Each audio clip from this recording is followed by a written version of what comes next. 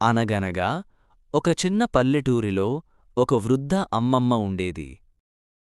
ఆమె ఇల్లు చిన్న మట్టి ఇల్లు, గోడలు పగిలిపోయి ఉండేవి.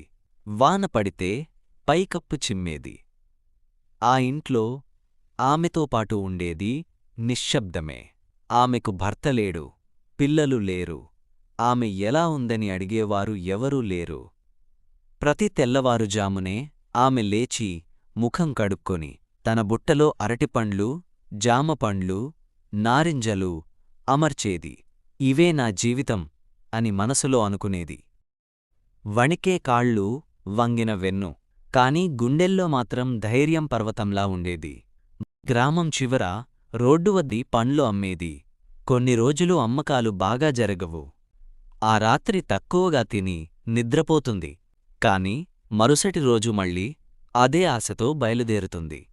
ఒకరోజు ఒక యువకుడు ఆమె దగ్గర పండ్లు కొనడానికి వచ్చాడు. ఆమె కష్టాన్ని గమనించాడు.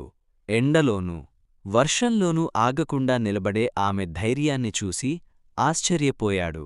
అతను గ్రామంలో ఉన్నవారికి ఆమె గురించి చెప్పాడు. ఈ అమ్మమ్మ కష్టానికి మనం తోడుగా ఉండాలి అన్నాడు. ఆ రోజునుంచి గ్రామం వాళ్ళు అందరూ ఆమె దగ్గరే పండ్లు కొనడం మొదలుపెట్టారు. కొంతకాలానికి ఆమెకు ఒక చిన్న దుకాణం కూడా ఏర్పాటు చేసి ఇచ్చారు.